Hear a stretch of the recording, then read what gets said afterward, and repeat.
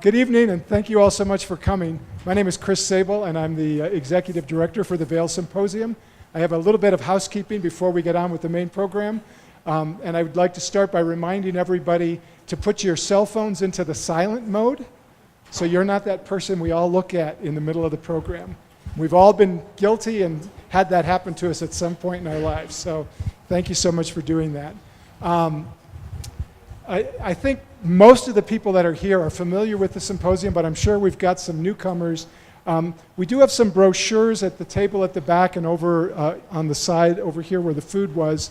So if you aren't familiar with us, I'd really like to encourage you to take one of these so you can find out a little bit more about us. The symposium has been around since 1971, and we bring all kinds of educational programs to our community. And what we're really proud of is the diversity of the programs we do, and to give you just a brief example of that, besides the program that we have tonight. Last week, on Thursday night last week, we had a program called Katrina, Sandy, and Harvey, the Effects of Climate Change and Severe Weather.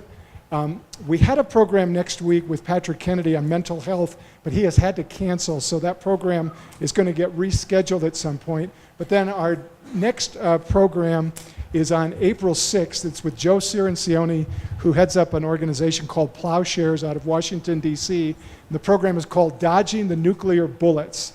And Joe was here about a year ago, the weekend that we first thought there might be a nuclear weapon going off out of North Korea. And while he was here, he spent the entire morning on 3 national news programs because that's who he is.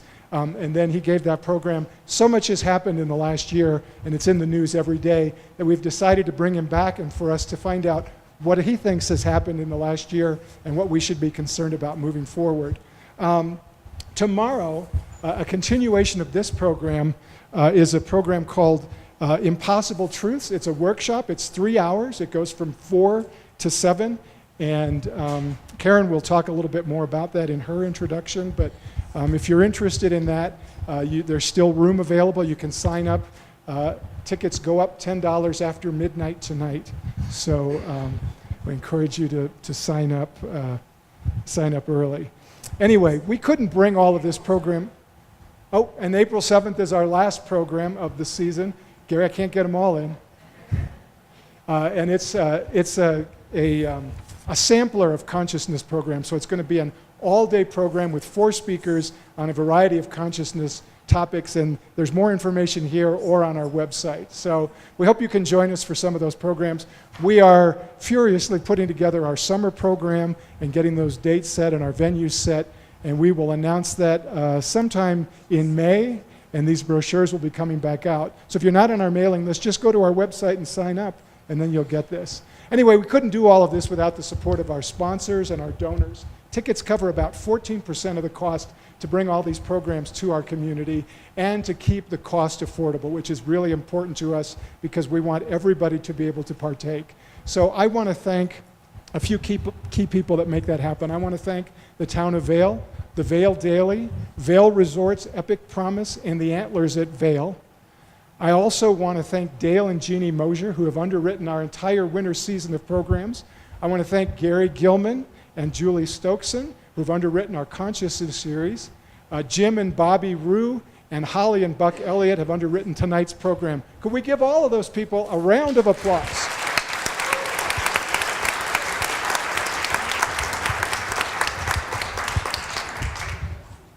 I'm going to turn this over to our moderator, Karen Newell, and Karen will give you an idea of the flow, and she'll keep things moving tonight. At the end, I'll be coming around with the microphone for the Q&A portion. And Karen, you could just say a few things about yourself and take it away, okay? Yep. Thank you all, and we'll see you after the program. Hello. How's everybody? So I have one question. How many were here last year when Eben and I were here for this? Okay, good amount, but not everybody. Good, so some newcomers. And how many are familiar with Eben Alexander's near-death experience story? Who is not? Okay. Well, we're only going to briefly touch on that, but you'll see how that fits in. So our topic tonight is the challenge of after-death survival. Now, this is a big question that many people have. What happens when we die? And of course, religions have all kinds of explanations, but they don't always agree. So how do we know? Well, we look to science to tell us. Now, our conventional materialist kind of normal science, that mainstream science that people believe in our Western culture, pretty much says nothing happens when you die. The lights go out and you're done. And that's because it's based on materialism, which is the idea that nothing exists except the physical. So of course our awareness can't survive. And that the fulcrum of that, I'll call it a belief system, is that the brain creates consciousness, that somehow consciousness arises from physical matter. Now, I'm not a scientist.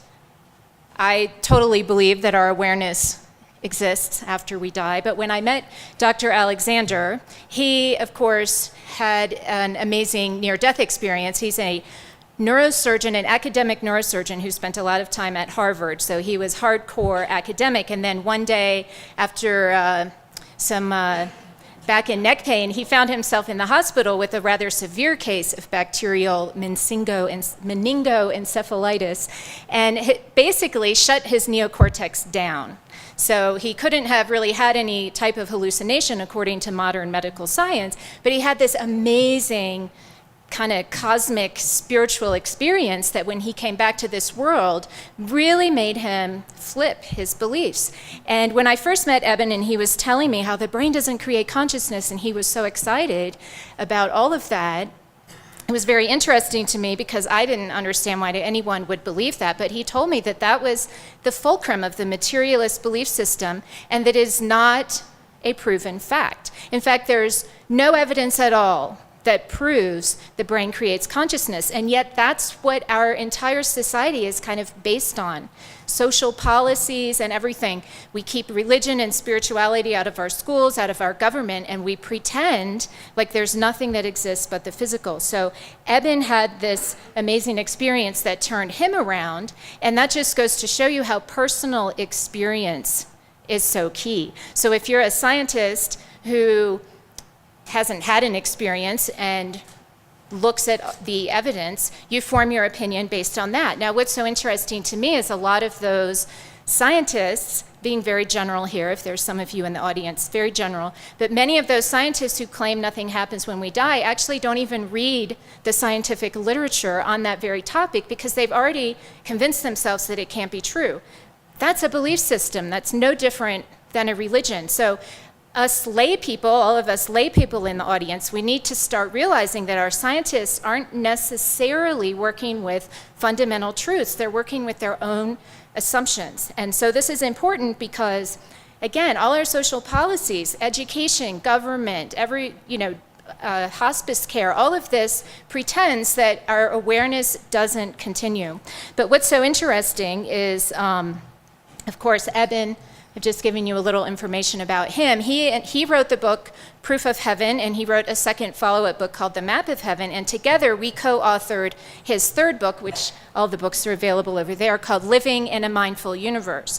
And in that book, we talk about a lot of the science, a ton of the science that supports all of these kind of spiritual experiences. And we also say that is so key is to have a personal experience of your own. I know Eben talks about Jessica Utz, who's a statistician, and she was speaking to some scientists one day about this, and she was saying that what would it take? She knew how much data there was for the paranormal experiences, especially things like remote viewing. And actually, the data that supports remote viewing is exactly the same probability that is related to taking an aspirin every day to prevent heart disease. The same stats support remote viewing and other types of paranormal phenomena. So she was once speaking to a group of scientists and said, what would it take? More data? Do you really need more data? And hands down, those scientists said, I want to have my own experience. So in Living in a Mindful Universe, we talk about that in one mode that Eben and I actually teach together. Some of you may be familiar with the fact that I'm co-founder of Sacred Acoustics.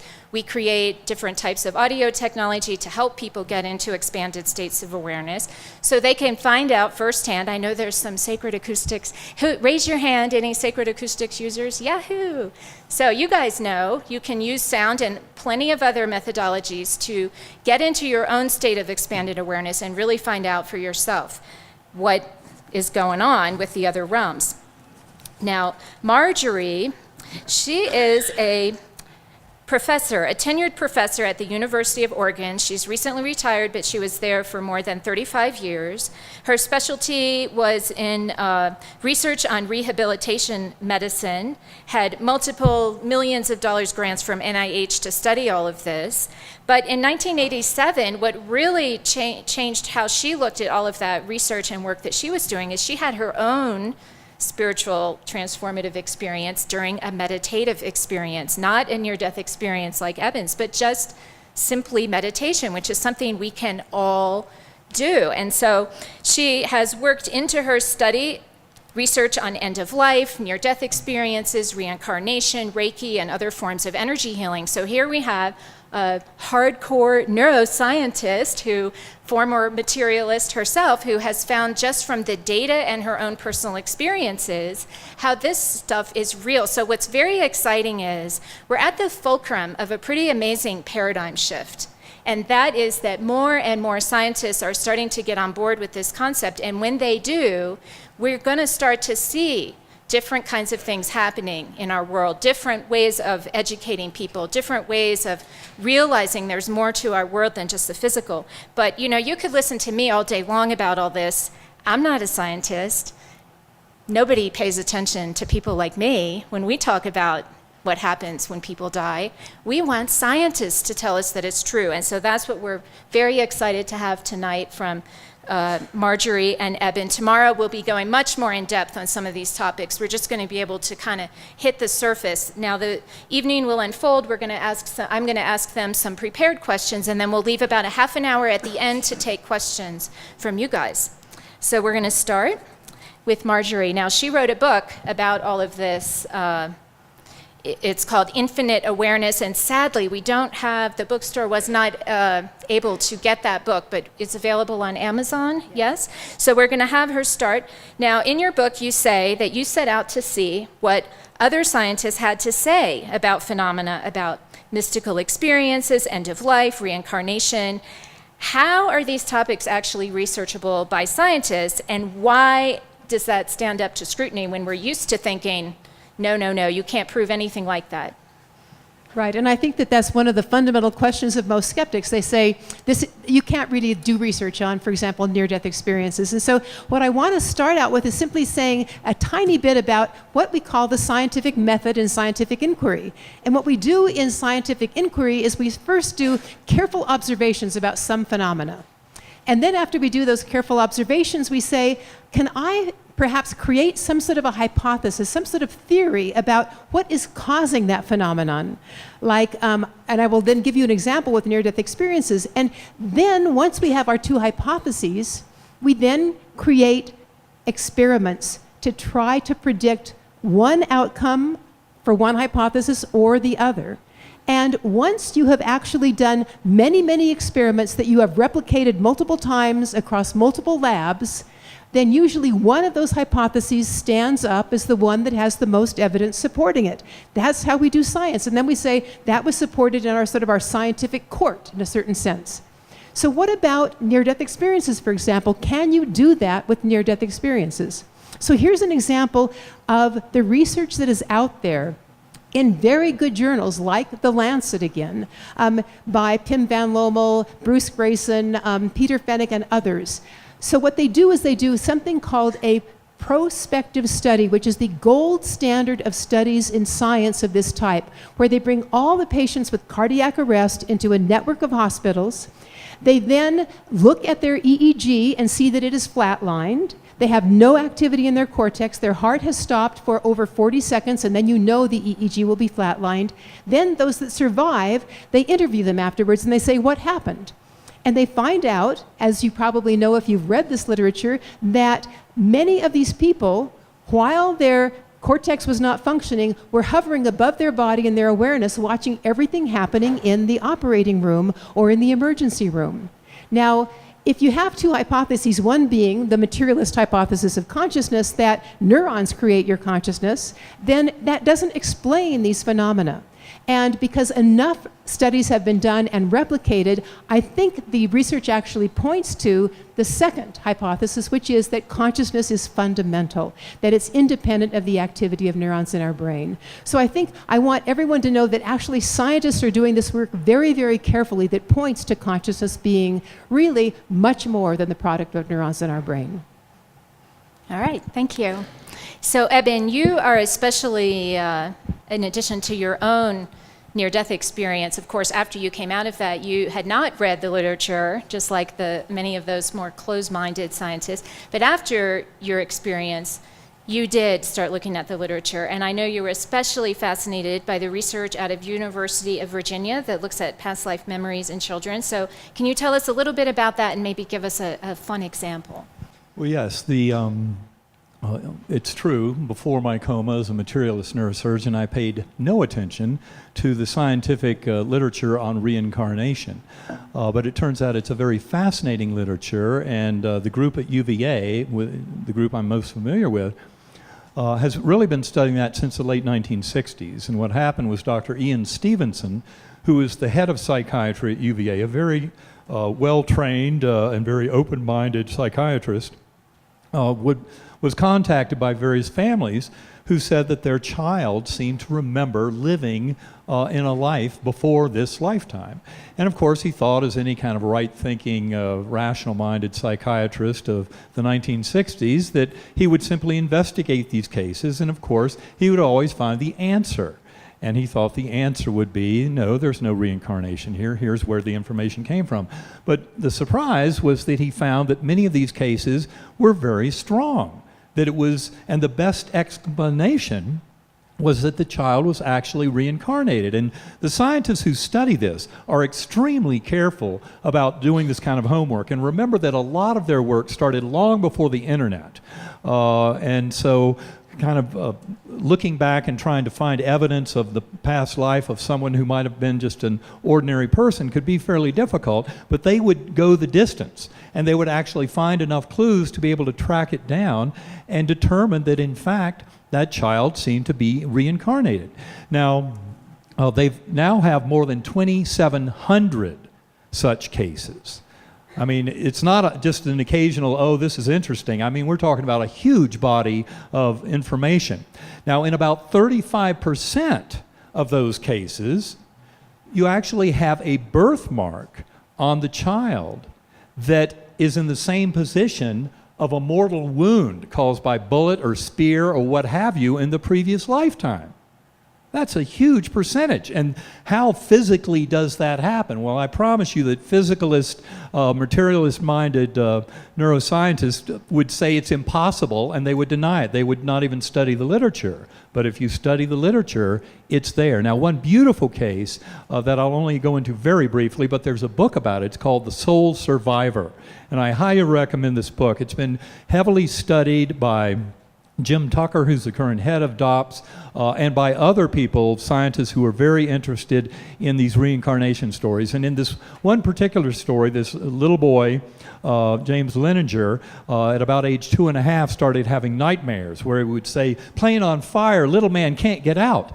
And then he started talking, when his parents would ask him about these nightmares night after night after night, he would say, "Well, I was in a plane, it was shot by the Japanese." Now, this is a 2.5-year-old boy of maybe 10 years ago who really didn't know anything about that history of World War II, but he said his plane was shot in the engine and that one of his good friends, Jack Larson, was there. Not only that, when he had 3 G.I. Joe dolls that he had at age 3, he named them Billy, Leon, and Walter.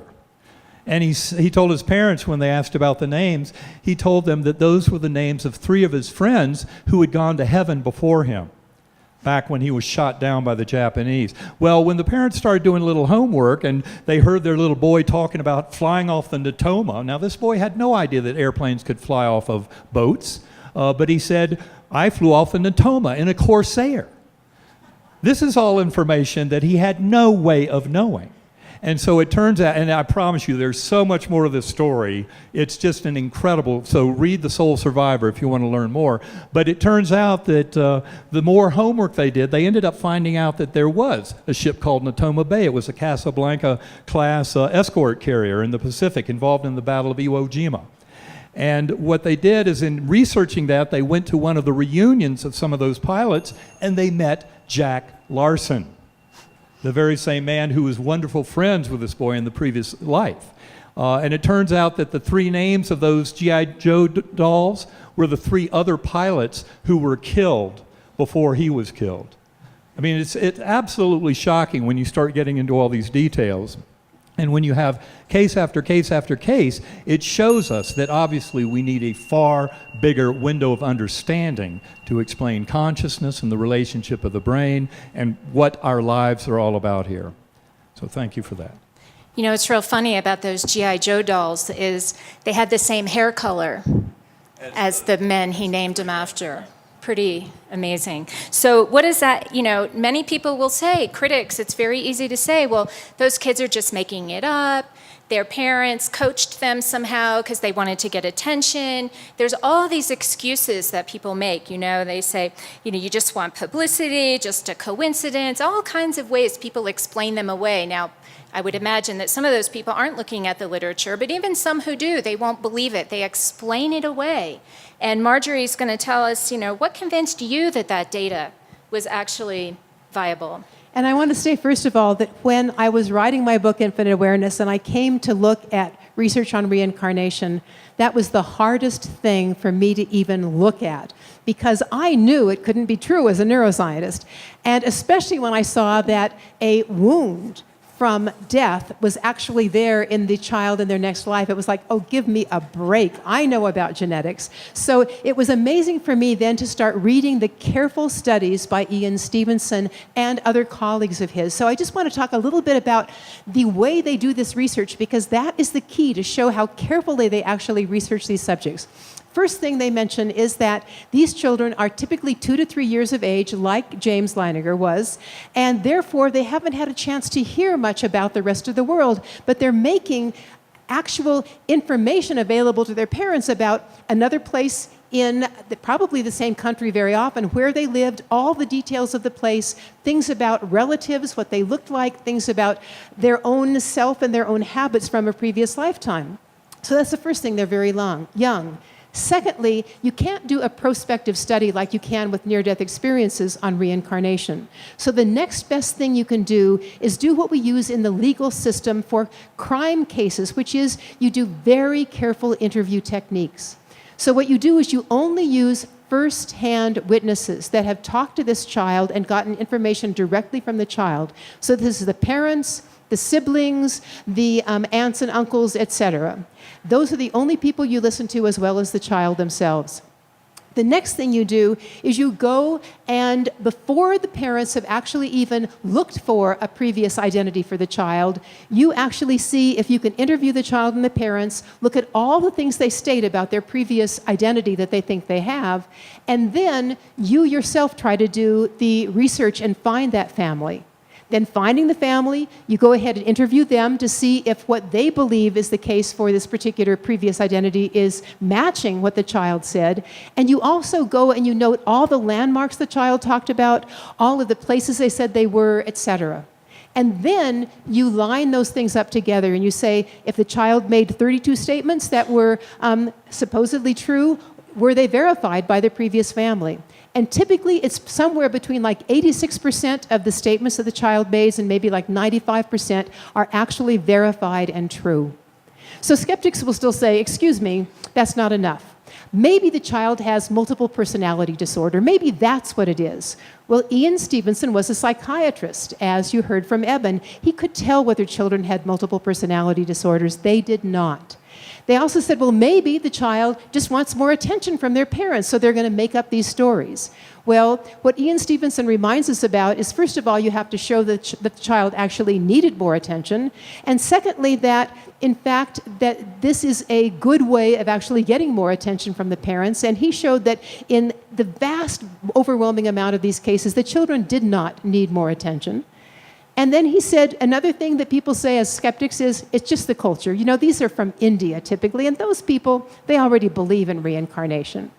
And what he showed is that, well, there is a certain amount of cultural coloring to the stories, but he said, if you look at these cases, the vast majority have many, many items that the child states are true before they've even found the other family.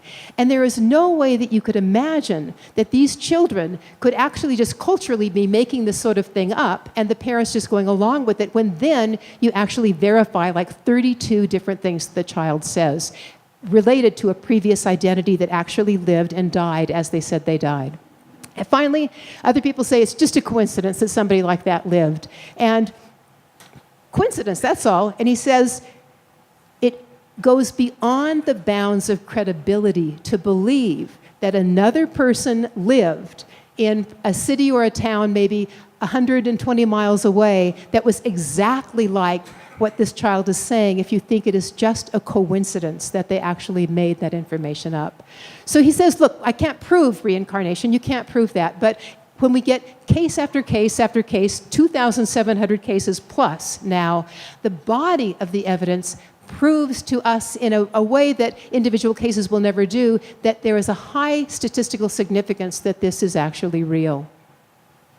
Thank you. So yeah, I for one am thrilled that scientists are looking at this, and Ian Stevenson died some years ago, but Jim Tucker, alive and well at UVA, is still continuing that research, and he has some really interesting books if that topic interests you, including one called Return to Life, where he gives some more modern day examples, including he reviewed that James Linenger case and confirmed that it was all very, very convincing. In fact, he was very excited about that case because it was here in America, where our culture is absolutely not believing in reincarnation as a general rule, and his parents were actually rather staunch Christians when they started this out, and it was very challenging for them. So they were not parents looking for attention. They were actually frightened by it at first, but they believed their son, and they loved their son, and they saw he needed help. So that was really wonderful that that story became available to us. Now, so this past life memories in children is one thing that can be studied scientifically, but there's another phenomenon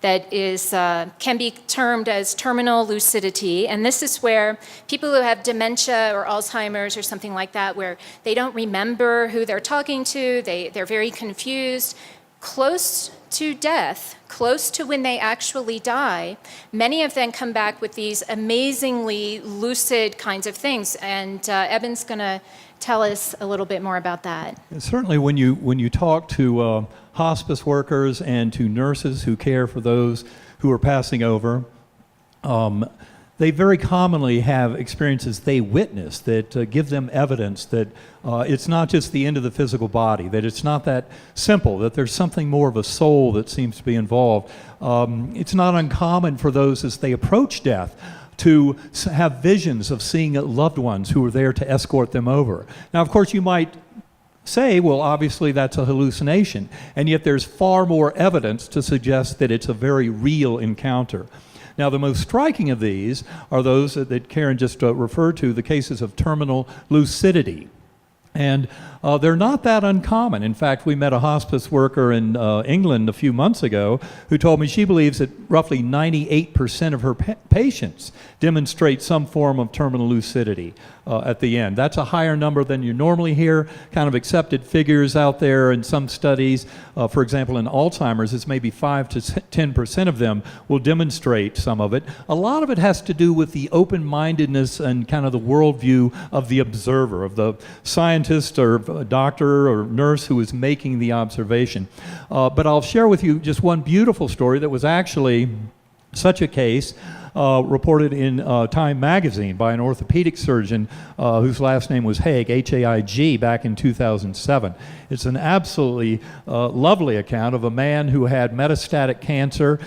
His brain had pretty much been, at least half of the brain tissue had been replaced with cancer because it had spread to his brain. He'd spent the last few months going into a very deep coma, had not said a meaningful phrase for several months. And as he approached death on the evening that he died, he came right back into his body, very much alert, reflective, conversant with his wife and daughters at the bedside, brought them tremendous peace, and then passed on to the next realm.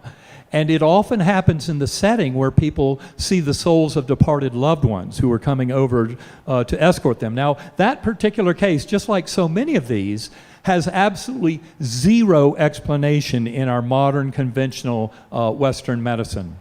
Now, in our book, Living in a Mindful Universe, we talk about terminal lucidity, and we refer to a paper by Michael Naum and Bruce Grayson and others where they look at 84 cases of terminal lucidity, of the same kind of thing, none of which has an explanation in our conventional scientific view of brain creates consciousness. But what they show us very clearly is that consciousness is really fundamental, just as Marjorie said a little while ago. And this is really where all of this is going, is a much deeper understanding of relationship between mind and brain. I know that in my book, Proof of Heaven, I gave an example of terminal lucidity that happened to a good friend of mine. He just so happened to be the chairman of one of the top neurosurgical programs on earth, a very good neuroscientist. And he was there at the bedside when his own father was passing over. His father, again, had been progressively demented over months, hadn't said any kind of meaningful anything for weeks, and then came right back into a very reflective mode, interacting with his son, my friend, the neurosurgeon, at a time when he was seeing the soul of his own mother, who had passed over 65 years earlier. This patient had been in a concentration camp during the Holocaust when the mother died.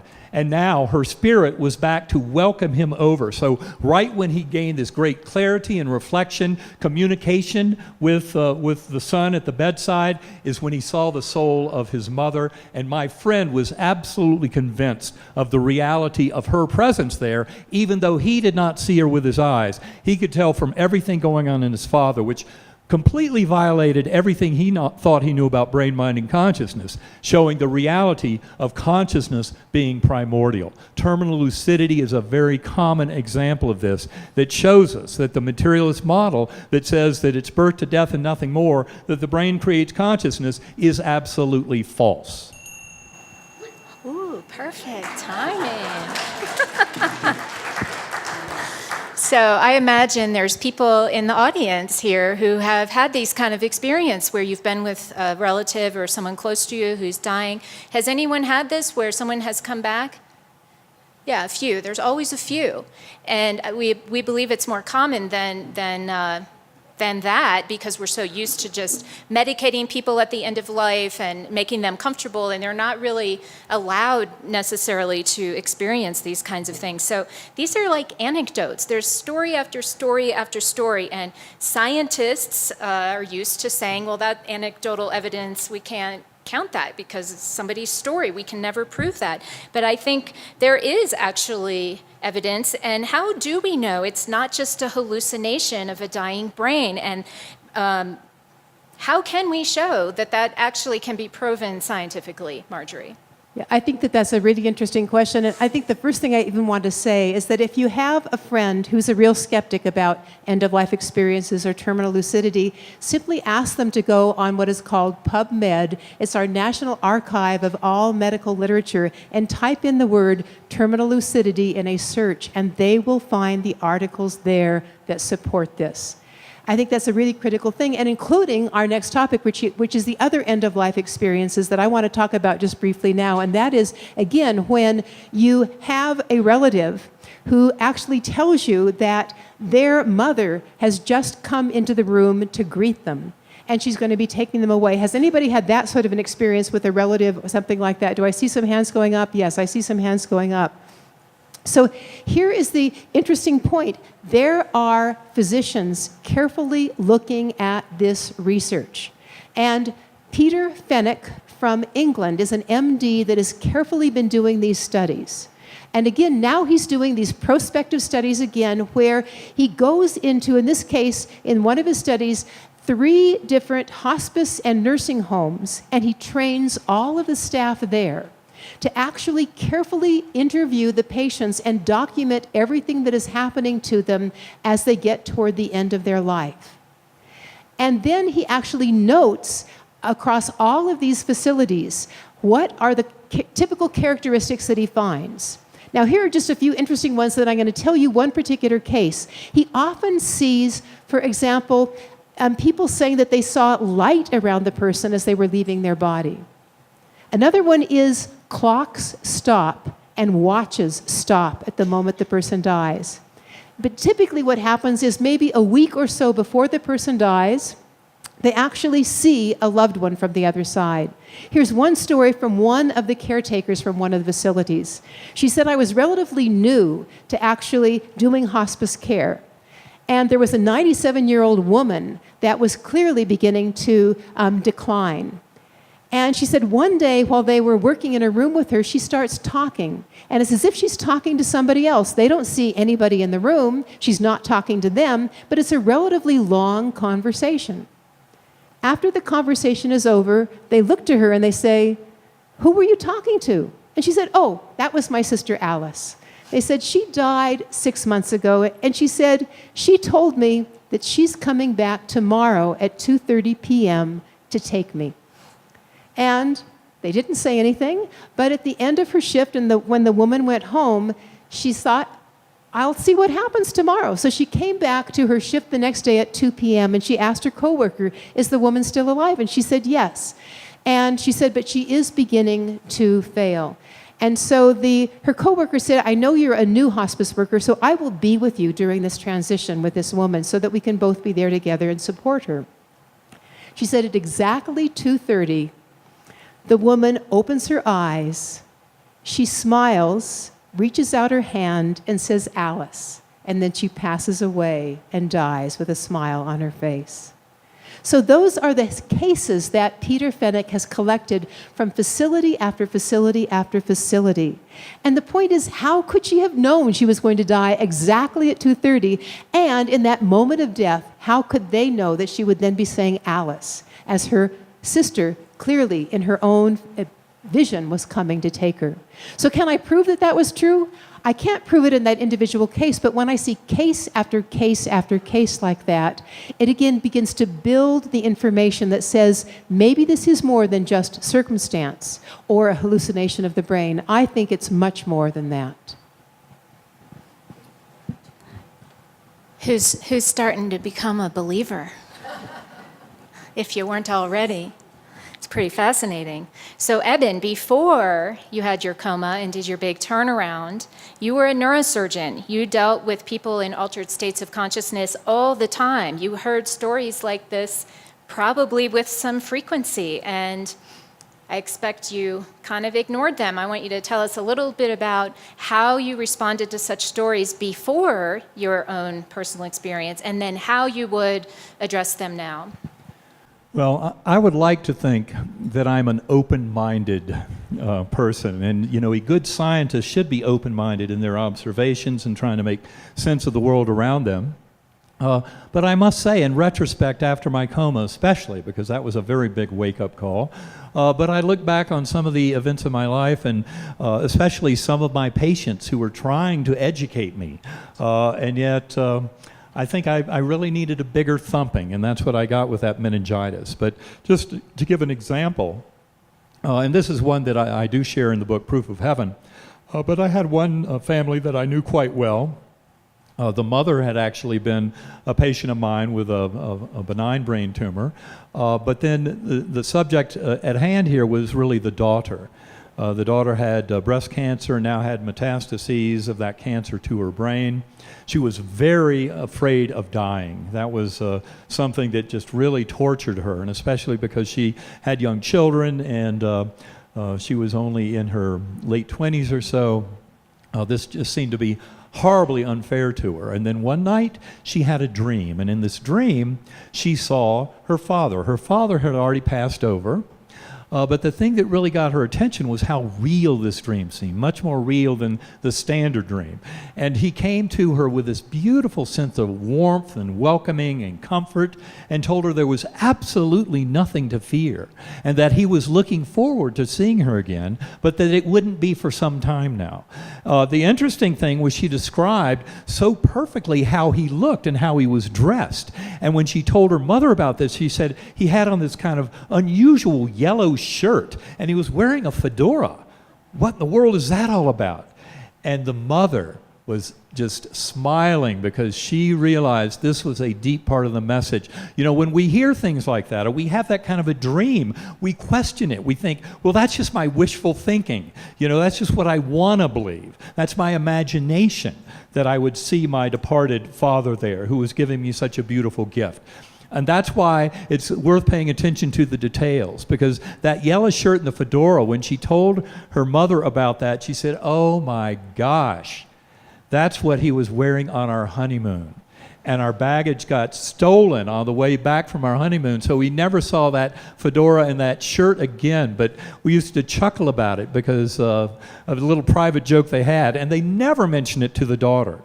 So it's that kind of stunning personal fact that connects the dots, that enables us to realize that these can be very real events. So always looking for the details. I would say that's often what is so comforting to people when a psychic medium, a third party, a stranger, is able to discern incredibly close information about a departed loved one, which many good psychic mediums can do. We tend to trust that, because how else could they get the information? And yet, what most psychic mediums will tell you is we all have that capacity. And after-death communications are the most common way for people in this country, probably 40% or more who have had one, to come to know the reality of the spiritual realm, and that the death of the physical body is not the end of our relationships with each other. And it's all based in that love and in that continuity of existence. And especially when you look at reincarnation and all the data there, you start to glimpse that maybe our lives have far greater meaning and purpose than just one little incarnation, birth to death, and nothing more. We're here for a much grander purpose. But Eben, what did you say when that patient told you about the yellow fedora? What was your reaction back then? Well, my reaction, I'm embarrassed to say, was I would just reassure her, say, yes, that might all be true. But in my mind, my belief system of scientific materialism in the physical and the brain creates consciousness did not allow me to see where that story was going. It was a beautiful example of the reality of this continuity of conscious existence and of our relationships. That's the most important thing. And yet, sadly, it was not enough to convince me. I thought it an odd curiosity, and like so many, I said, well, there must be some other explanation for it. And yet the explanation is exactly where we would all go with this when you hear more and more data, and that is, of course, consciousness is fundamental. Of course, we come back again and again to get this right. It's all about this love and connection, but it lends tremendous purpose and meaning to our existence that goes far beyond what we can manifest just in one incarnation. And that's why I think it's so important to understand this, because it has everything to do with how we live our lives. And that is the real gift of it all. It's not just about what happens when you die, but far more important is how do we live our lives to more fully reflect those much bigger beings that we all truly are. Thank you. So yeah, how we live our lives now, there's a theme in these stories that we hear. And almost all of them, if not all of them, have to do with our relationships with people we love. It's always stories about people who've already died or people who are going to die. It's always about that connection. And so if we can have this awareness of that sort of continuum of consciousness while we're here, our attitudes about death, our attitudes about life suddenly start to change. So this topic is really important for people to really dive into and understand. So another type of experience that people have is when someone who's completely healthy, maybe they're sleeping or driving or something, and all of a sudden they have a sense that someone they know is dying. and they come to find out that that person actually died in that moment. This is another very fascinating thing. Was this just their imagination? Can we show that this is true? And have you had such an experience yourself? Yeah, so interesting question, and I should say that it wasn't me who had it, but it was my husband, Paul. And here was his experience of it, and then I'll tell you a little bit about the research. He was just going to sleep one night, and it was about 10 or 10:30 at night, and he was just about that point where he was almost like out. And all of a sudden he heard these words, almost in a very strong voice that said, "My time in this world is over." And he told me when he heard it, he thought, well, I feel healthy. I think I'm okay. I'm not really sure. But he thought, well, everything seems to be fine. I guess I'll just go to sleep. But he noticed the time that it happened. The next morning, he was awakened at 5:30 by his sister saying that his dad, who had Alzheimer's, had fallen the previous evening at that time back on the East Coast, so 3 hours different from Oregon. And his father had gotten a hematoma that was so bad that he never recovered from that fall, and he died then during the night. So Paul now realizes that it was like his father's soul coming to him in that moment, letting him know that his time on the earth was over. One of the things he thought was interesting is it seemed like his father's voice in that moment was much bigger than the voice he had had when he was Alzheimer's. It was like this was his real voice of his soul talking to my husband, Paul. So that is one example. And now I'll go into just a little bit of the research. So once again, people are now carefully going into hospice care, nursing homes, and also talking to the families of people who have a loved one who dies suddenly. And again, it's Peter Fennick that has done a study that was published in the American Journal of Palliative and Hospice Care, and interviewed 30 different people who had an experience of a loved one appearing to them when that loved one died.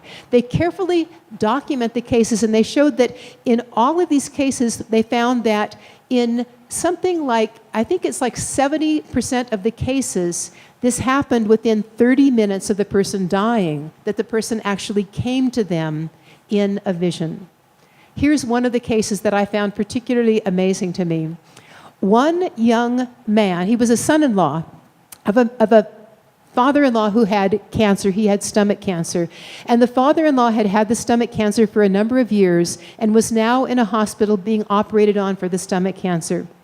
Now, when they did the operation, they found out that there was really nothing they could do about it. So while the man was recovering in the hospital, the son-in-law and the daughter brought their little tiny kid, their infant boy, who was just learning to walk, into the hospital to keep them company and to lift the spirits of the father-in-law.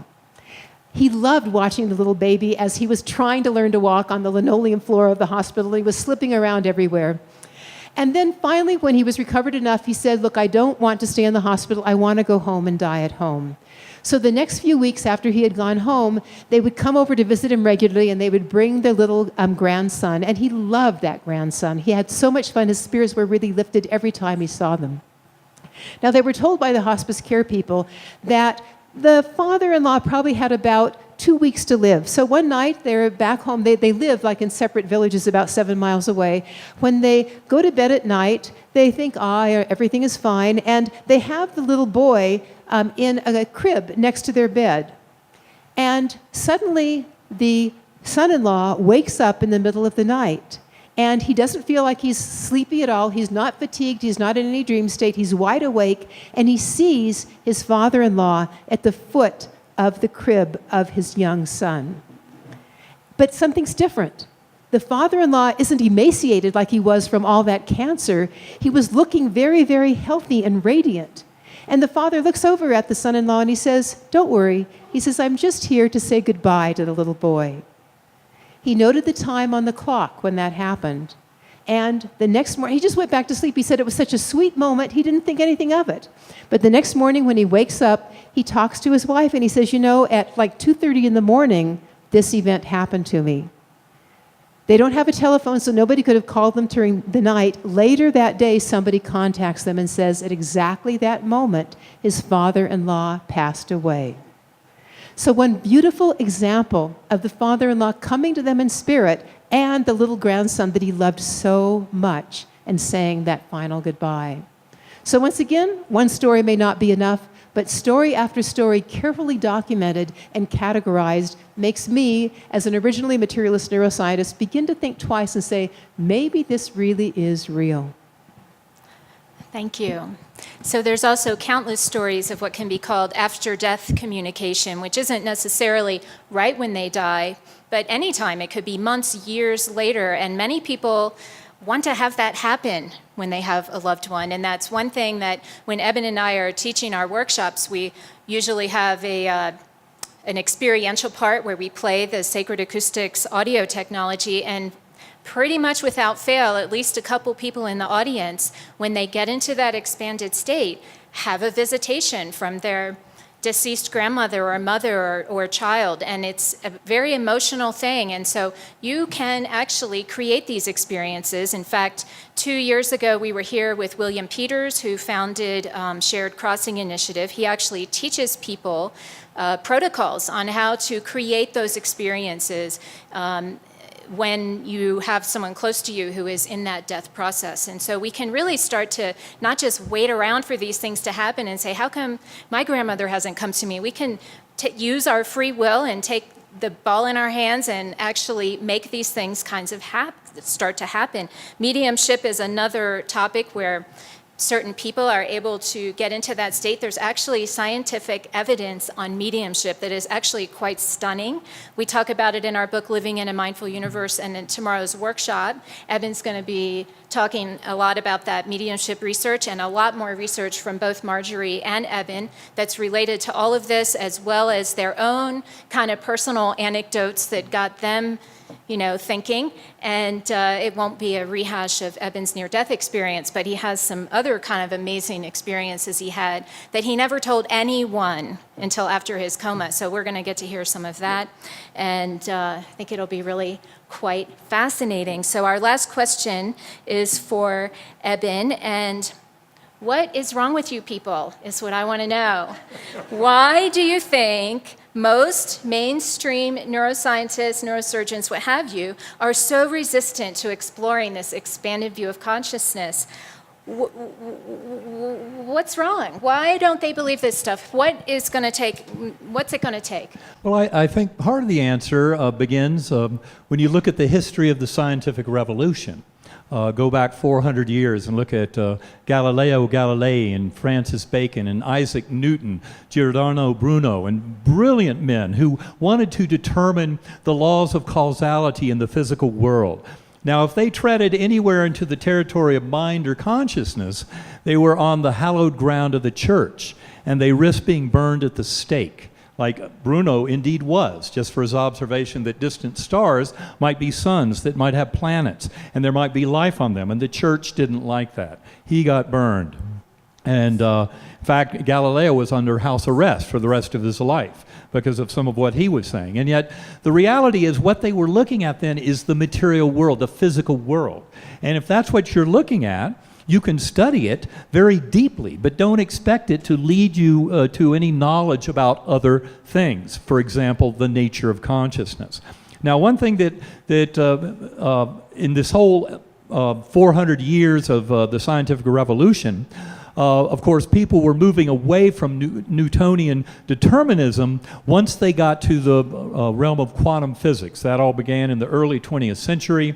And what scientists found is when you investigate the very small, the subatomic world, it behaves in a very strange fashion. In fact, as Niels Bohr put it, one of the fathers of quantum physics, he said what we have to face is that the real world is made entirely of stuff that is very unreal.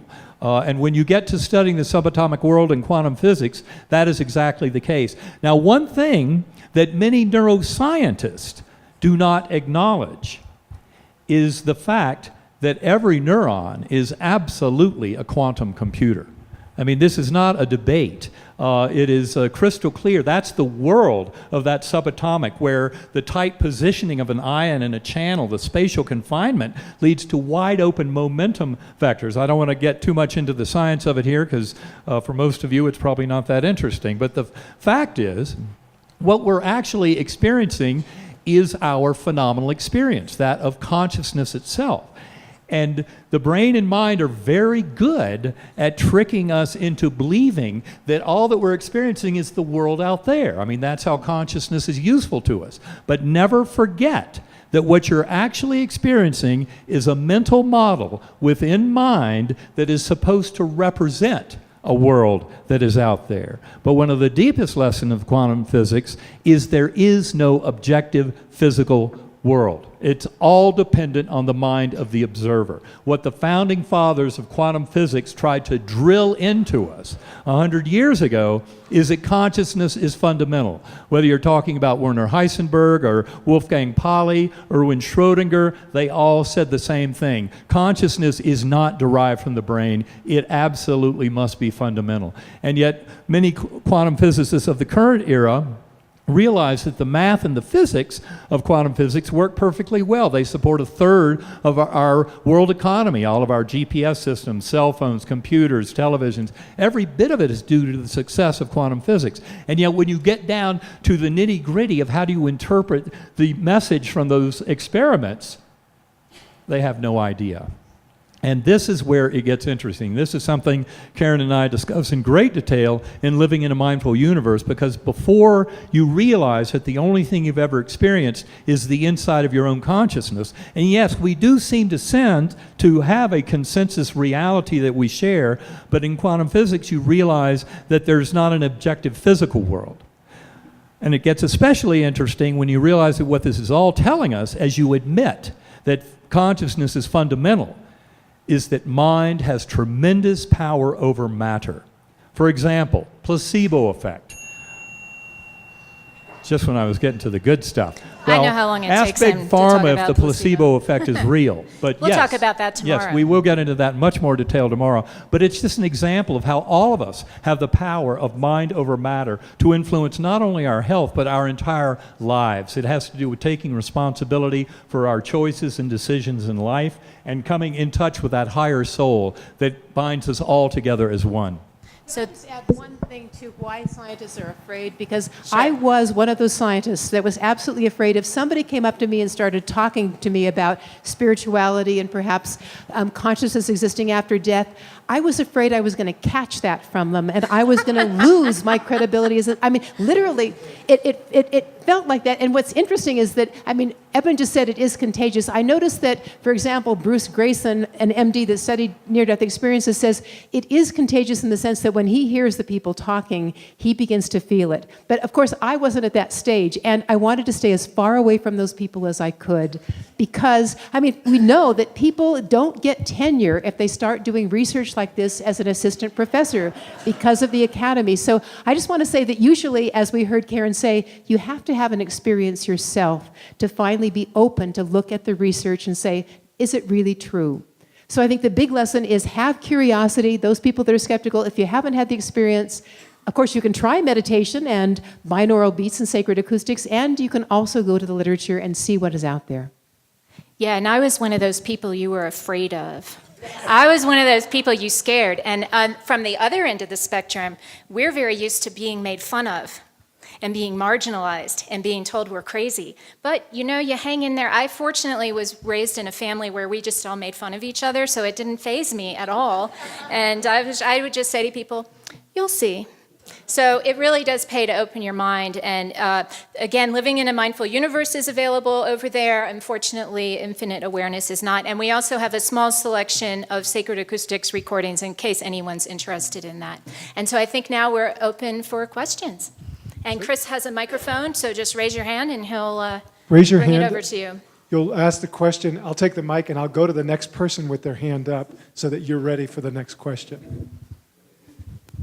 To any of you, and including Karen, are there theories as to why some people are more receptive, why some kids may remember a former life where others do not? I'll start and then let the other to answer as well. First of all, I think there's a lot more children that remember than we think. And they often will say something to the parents, and the parents ignore it because they don't think it can be true. They think it's a fantasy. I've had people who are my age say that they said those things to their parents when they were little, and they were told, don't talk about that again because you're telling lies. You're making this all up. So I think that if we were to, I was talking ahead of time about if the government would do a prospective study on reincarnation where they took all children born in a particular set of hospitals and interviewed them during those periods when they were just starting to speak, and they actually asked them those questions and then searched for a possible previous personality, we might find a lot higher incidence than we think. So part of it is just due to the fact, I think, that we don't take any of that really seriously unless the child absolutely insists that it's the case. One of the pieces of data that we discovered is that a lot of the children who have these past life memories actually remember dying very young.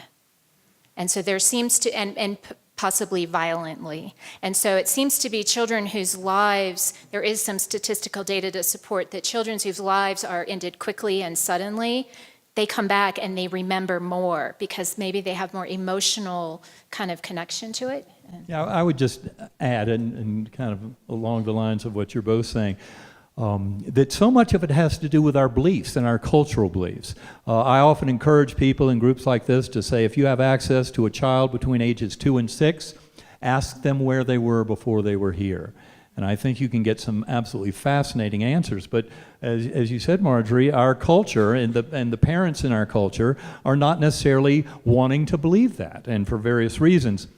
I would say that our beliefs, 98% of the error of our beliefs in our culture are that they're too constrictive, restrictive, and confining compared to reality. It's very rare that I believe our beliefs are too extravagant in terms of human potential. And that's what I see as one of the most tremendous aspects of this awakening that we're all talking about, is coming to realize that we all have powers of telepathy. We all have powers of knowing past lives and of having a much grander vision of who we are and what this is all about. And that's what leads to a much richer understanding of this existence. So that's why it's so important.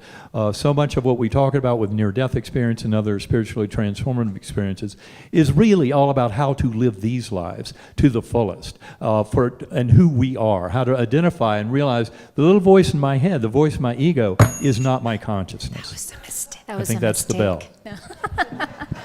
Next question. Oh, can I just add one tiny thing and then we'll go on to the next person? It's simply that if you want to know more about reincarnation, all you have to do is go to the University of Virginia website for DOPS, and under Ian Stevenson, who is no longer with us, there are so many articles that he wrote, and you can download them for free and read case after case after case. That's what convinced me, was reading all of those cases. Hi there.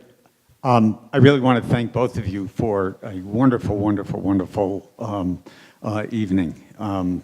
As I discussed with Dr. Alexander before, I am a physician, and I was an absolute materialist who knew that when you're dead, you're dead. And anyone who didn't believe that, I thought was an idiot, and I couldn't have anything to do with him. And it was through quantum physics, through Amit Goswami, and through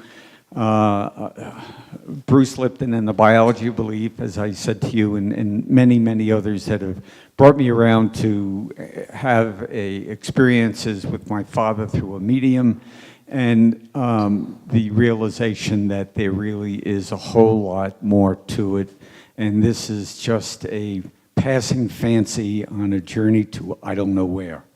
Do you have a question? My questions are, there are certain words that we use: consciousness, awareness, mind, soul, spirit. How do they fit together? I think we'll probably each answer that as best we can, and we'll give you a little bit of the story, each one of us. I mean, for me, when I talk about awareness or consciousness, I'm talking about it in many different ways. I believe there's like a medical definition of consciousness, which is simply that you are awake and you're not in a coma or the vegetative state or something like that. And they will talk about different levels of consciousness, from abnormal coma through sleep, through dreaming, up through awake, and they stop there. I think consciousness goes much beyond that. And when you look at the spiritual definition of consciousness, what you find is then you talk about wider levels of consciousness, like in near-death experiences and other mystical states, where you have an expanded awareness, which is a little bit like the non-local interactions of physics that we talk about, where you have an interaction with someone who's across the world in another place that's emotionally connected with you. So I think that partly when we talk about awareness and consciousness, we have to understand that everybody is using that word differently, and that there is this broad spectrum of awareness. I think in mystical experiences, it is an experience of awareness that is literally vastly beyond what normally we think about awareness being. So I'll leave it at that and go on to the other two. Yeah, I tend to be a lumper, not a splitter. And as much as I talk about the linguistic brain not necessarily being your ally in getting towards deeper truth, you can imagine I'm not one to put out a bunch of definitions, but they are important. I would say I usually like to kind of cut to the chase and say, well, what is the overall kind of worldview that ties all this together? And from my point of view, what that involves is that universal mind, that ultimate consciousness. It's the creative force of this universe. You could call it that God consciousness, what millions of NDEers have experienced when they've been in those realms and felt that pure, unconditional love of that God force. I think that was the origin of all of our great religions. And in fact, the mystical traditions of our religions all converge. So not the orthodox kind of separatist language that goes there, but the deep principles of meditation going within are about the one mind. And that's what I believe we all share. So in other words, now getting back to the brain and its relationship, so the brain is not the producer of consciousness, as I believe before my coma, but it's a valve, it's a reducing valve or filter that allows that God consciousness in a very limited trickle. Now, some of that is our conscious awareness. And as many psychiatrists and psychologists will tell you, there are also levels of our consciousness that actually are kind of subconscious or unconscious, but they still are part of our kind of processing and all the things we do in our lives, and you can demonstrate them in certain ways. But I would say essentially all of it is that one mind, and what we come to see through near-death experiences and meditation and going within, and through a lot of the scientific research about this, is that we really are sharing that one mind. So, for example, things like telepathy, things like the deathbed visions, or knowing that your mother has passed over 3,000 miles away, is because of that connected mind. And then especially when you have an NDE, for example, the life review. The life review is a perfect example of how the boundaries of self are part of the fiction. They're part of what put this together. Because when you go through a life review, when you talk to many people who have had a life review, it turns out that you experience it as the subject or as the objects around you, as the people affected by your choices. You don't experience it as yourself. So it's a beautiful example of how we're all dreaming the dream of the one mind in this beautiful evolution of consciousness itself. It's the growth of knowledge and understanding about the universe that we all share. And we really have that kind of overflow of mind that we're all sharing, and in its purest form, that is that God force of pure love, of all of creativity at the core of the universe. Next question. Who can top that? So I've been through 2 family deaths, and I've watched the need for medication at the end because it does make them more comfortable. But you had said, are we over-medicating? Does the medicine at the end stop some of the terminal lucidity that you might experience sitting with these people who are dying? Well, I was just at a hospice and palliative care meeting in Boston last week, where this kind of topic came up, and in fact I was at a big discussion of what's called, what they were calling terminal delusions. And we got into this big discussion. Most of the talk, as happens in some corners of hospice, was about the medication and how, we need to recognize delusory thinking. They had a very non-pharmacological approach to try and help it, but admitted that at times you needed the medication. Well, it was at that point that I got up and said, well, it's important to point out that some of these, quote, delusions and, quote, hallucinations, especially when people are seeing the souls of departed loved ones as they're getting very close to death, I would submit are very real encounters and should not be undermined by the medicine. Now, obviously, we want to relieve suffering. That's very important. But I do think it's important also to allow these gifts to unfold, because that's exactly what they are. The communication between the patient who is passing over and loved ones at the bedside, children, the healthcare workers themselves, some of the most incredible gifts that people that come to these kind of talks, when we talk about this, they come up to me afterwards and say, the greatest gift I ever received from my mother or father, sibling or son or whoever who has passed over was something that happened at the time of death or soon thereafter that showed me in no uncertain terms that they were still here and that our souls are still connected. So I would say whenever I talk to medical and nursing groups, I make the point that it's very important not to over-medicate, for the doctor and the nurse to make our lives any easier. It's very important to try and leave open that lucidity as much as possible. That's mainly as a gift to the people at the bedside and the healthcare workers, because don't worry, the journey of the patient and their soul is going to be just fine. But I think it's better to help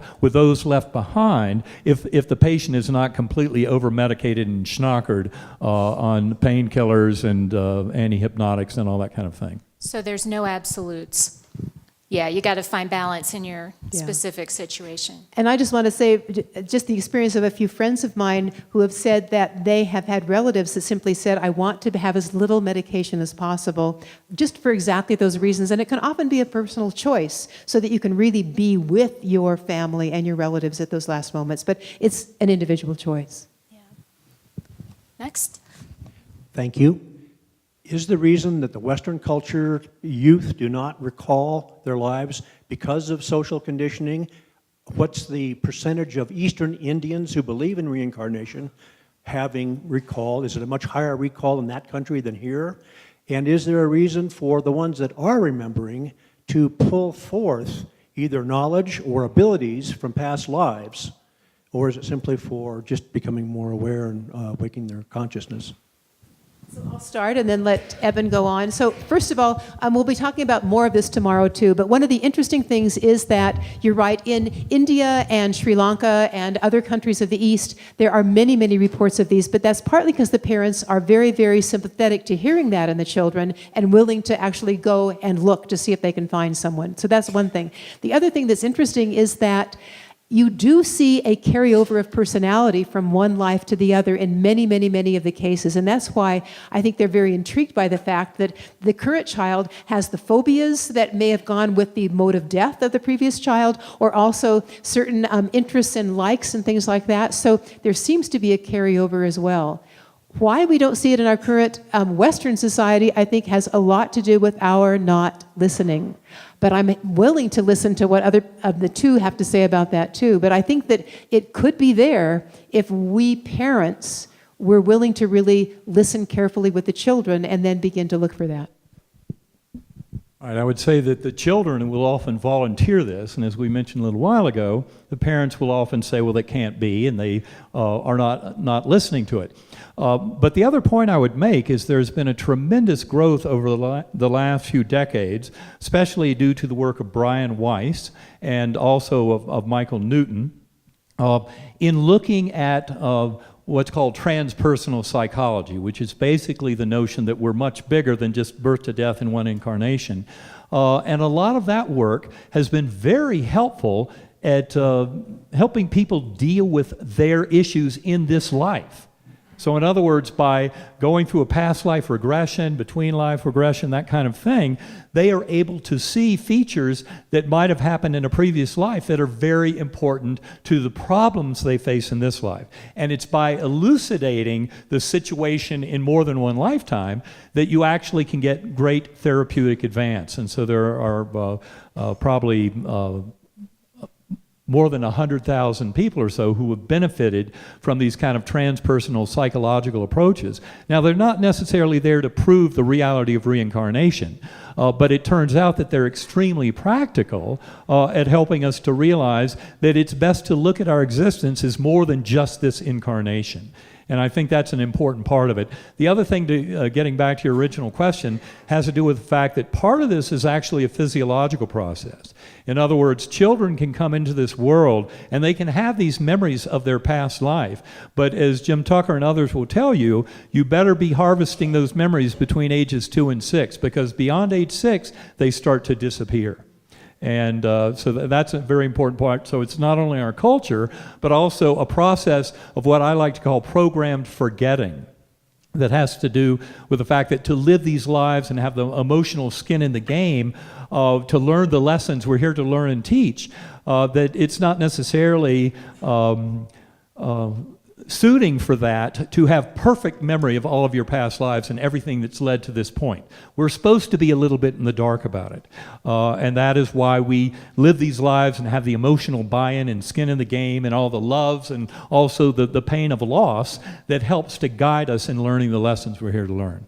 And I definitely have something to add on that one. So the Western culture, generally speaking, is rather Christian influenced. And the Christian religion absolutely unequivocally says, no, reincarnation isn't real. So I think that is a very powerful cultural influence. Of course, some are more open to it, and the original Christianity, there's all kinds of evidence that reincarnation was part of the original teachings. That's a whole other workshop. But there's a really fascinating story that's very Western, and you asked about talents coming in. And it's a book called The Boy Who Knew Too Much, and it's a little boy who was born with a fascination with baseball, and he had amazing skills at baseball, and I don't want to give it away, but it's quite a fascinating story. It came out about a year ago, The Boy Who Knew Too Much, and turns out there's some really interesting, compelling evidence that he was actually a baseball player that we all know. Anyone know that book?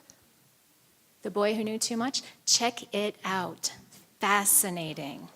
Fascinating. Eben wrote the foreword to it. So, the foreword or the preface? I don't know. There were two people. Yeah, introduction. Yes. Next question. This would be difficult, if not impossible, to scientifically study. But why would these phenomena be limited to Homo sapiens? I don't think they are. Yeah, I think so. Karen gave the answer, and we all would say the same thing. We don't think they are.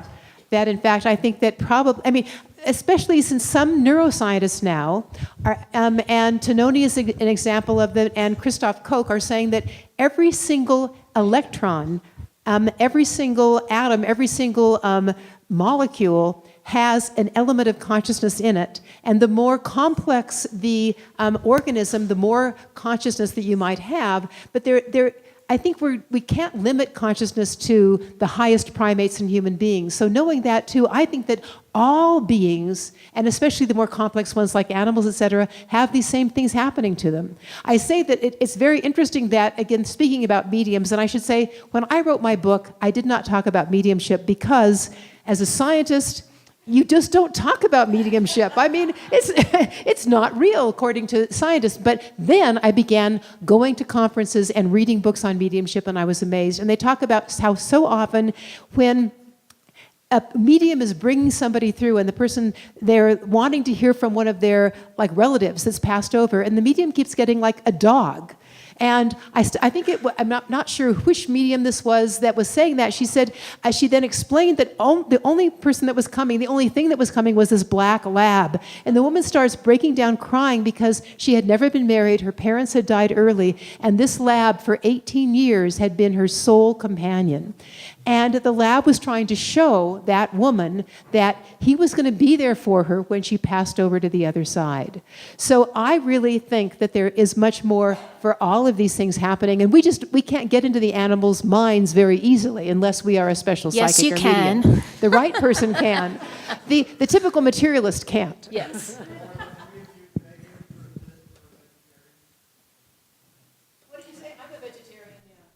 I think, getting back to your original question, I think the important thing to point out, I mean, for one thing, to me it was clear in my journey that animals were there. So it's not at all limited to Homo sapiens. I would go so far as to say that animals can have much more of a sense of oneness and connectedness than humans under the influence of a very toxic linguistic center with an ego attached that tries to kind of paint them as the be-all and end-all.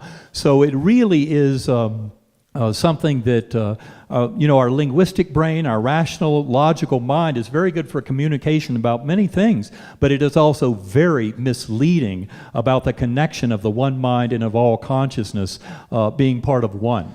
And I think animals are often known to be very kind of spiritually rich. I would say, for example, my good friend Alan Hamilton wrote a beautiful book about how horses can be healing because they have such deep spirit. No question, dogs, cats, pets, I mean, we all come to know and love these beings and come to know them in a way that doesn't require any kind of linguistic expression. In many hospice centers, they use animals like cats to determine who is the next soul who's going to pass over.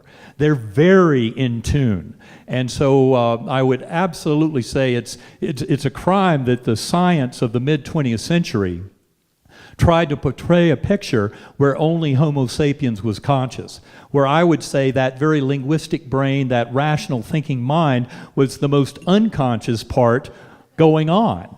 And it's really kind of more of our true consciousness that we share with animals that is very much the case. And along the lines of the panpsychism notion, I would say that is a materialist position. I do not buy into that at all, the notion that all electrons and subatomic particles have elements of proto-consciousness. That's kind of a different idea, but I think consciousness is what creates the entire universe. And yes, all of these animals and plants are part of that conscious expression of the one mind. Regarding the data of reincarnation, do you know if most of the reincarnated are from the same cultures? Meaning, would you be reincarnated only in the United States, or would you be reincarnated if you were from India back to India, or would you be going from Europe to Alaska? So here's just some evidence, and I'll talk a little bit more about this tomorrow in the workshop about reincarnation. Part of it appears to depend on the intention of the person that is reincarnating. So I'll give you an example that we'll talk more about tomorrow. In the Native American cultures, especially in Canada and Alaska, they have an intention to come back into the same family to continue teaching. And they do special tests of those young children to see whether they actually take a particular object of different people that they supposedly, like the grandfather who was the head of the tribe, do they pick his work club or somebody else's work club or something like that? And they have many more instances of people coming back into the family. Of course, in Tibetan Buddhism, we know that the lamas will come back, for example, into that same tradition to continue teaching as well. Now, in our cultures, that doesn't seem to typically happen. We don't have a reason necessarily for coming back to the same family, so you can find a lot of differences depending on the culture. In India, they typically come back relatively close in space, and often within like about 3 to 6 years of the original child dying. And as we were told by Karen, those children typically, when they have a violent death, come back very quickly. When you haven't had a violent death, it may be a long time before you come back, and it may be a relatively good distance. So that's what I know, and I'll pass it on. The other thing I would point out is certainly my read on the modern reincarnation literature and the scientific study of it gives me a picture that is somewhat different from, say, certain religious systems that talk about a wheel of suffering and reincarnation and that the ultimate goal is just to get off the wheel. Whereas in fact, what I would say is reincarnation is a tremendous lesson of how we are here for a purpose. And so, in other words, coming back in consecutive lifetimes is part of continuing the journey of discovery, of learning and teaching. And much of what I've read in the transpersonal psychology literature would indicate that we often can shift roles. We can come back, a parent-child might flip to be child-parent the next go-round. And remember that, of course, your soul has no gender. So that we can come back as male or female. It depends on the lessons that we're here to learn and teach. But I think the crucial aspect of it is that it all has a tremendous purpose. It is leading in a given direction. And we are here to learn and teach, and that's why one should always learn as if to live forever. And of course, live as if to die tomorrow. But none of the living is ever wasted because we come back again and again in this process of ascendance towards oneness with the divine.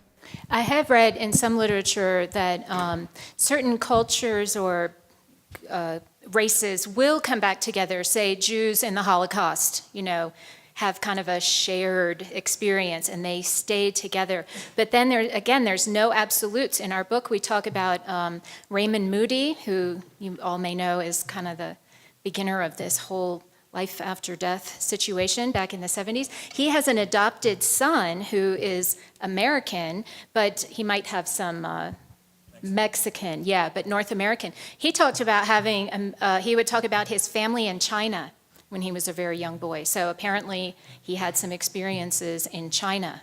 So came to America to be with Raymond for some reason. So fascinating. Yes? I was wondering if the current scientific way of proving all of this is merely through case studies, or are there other types of methodologies that are being used? Well, and again, for near-death experiences, it's well beyond case studies because, as we say, when they bring in everybody to the hospital, they carefully observe them like you would do in almost any scientific experience to look at EEG, the heart, and whether it has truly stopped and how long, and sometimes they'll do blood gases. So that is certainly one type. When you talk about case studies, what we typically mean in neuroscience or neurological literature about case studies is it's like one case, and you're simply looking at what happens in that one case, or they might have a case series. We're talking here about many, many, many people that die, for example, in a nursing home, and carefully examining each one of those to look at the characteristics that are there in common. We wouldn't call that a case study, and we wouldn't call that then just anecdotes because they're so carefully examining each one of the people in a very systematic way. So I think that's the difference. Oh. Mm-hmm. Yeah. I always think of typical materialist scientific studies as being data and results. In a lab. Yeah, right. And so we are going to talk about tomorrow more of that sort of thing with, for example, Alexander Battiani doing work on terminal lucidity at the University of Vienna, where he is carefully gathering those data that you're talking about to give real information about this. So yes, I think we've told some cases because they're so interesting in addition to looking at the data. And the thing I would add is often what happens is it's right at the edges of our scientific study, especially if you're approaching things as a materialist scientist, where we hit complete unknowns. And they can help drive us into a much deeper understanding. A good example would be, for example, some recent studies using functional MRI to assess brain activity in patients who are under the influence of psychedelic drugs. Now, one of the first such studies that I'm aware of came out of Robin Carhart Harris and others, Imperial College of London in 2012, where they found that people on a moderate dose of psilocybin, which is a serotonin-type psychedelic drug, that in fact, if you examine very closely the psychedelic experience, and they had an 8-point visual analog scale that looked at some of the very exotic expressions of consciousness that come in that kind of a drug experience, what they found, to their shock, was that the more profound the conscious experience, the more the brain shut down. Now that got my attention because that's exactly what happened to me in my coma experience. As my neocortex, the human part of the brain, was devastated by this bacterial meningitis, my conscious awareness became far greater than anything I'd ever seen. So the notion of consciousness being liberated from the shackles of the brain was one very new to me, but this kind of scientific study can confirm that. There have been confirmatory studies of that Imperial College work. One came out of Brazil looking at DMT, ayahuasca, another very powerful hallucinogen, exactly the same findings. The brain shuts down. It went dark with the most exotic and profound mental experiences. And then another from that Imperial College group in 2015 looking at LSD, which is one of the most powerful. Now, I do not recommend the use of any of these drugs in a casual recreational setting, but it's very good that we're researching them again. For example, psilocybin is going to be incredibly useful at fear of death in cancer patients, and also in helping people with alcoholism and nicotine addiction, other very profound addictions. So it's good that we're researching them again, but that to me dips deeply into the spiritual nature of healing, because that's where the power is. But just to point out, those experiments show us that our little model of brain creates consciousness fails completely in that scientific setting.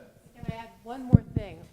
To piggyback on you, so it's true with those psychedelic drugs. It's also true with meditation. I just saw an article on meditation that said when you get to the people that are having truly a non-local experience in meditation, you find that the activity, the power of all of the different frequencies in the brain, alpha, gamma, theta, etc., all go down. So what they're saying is that's when, in fact, the brain is again shutting down so that you can have these truly mystical experiences of oneness. And that's exactly what the Sacred Acoustics recordings are designed to do.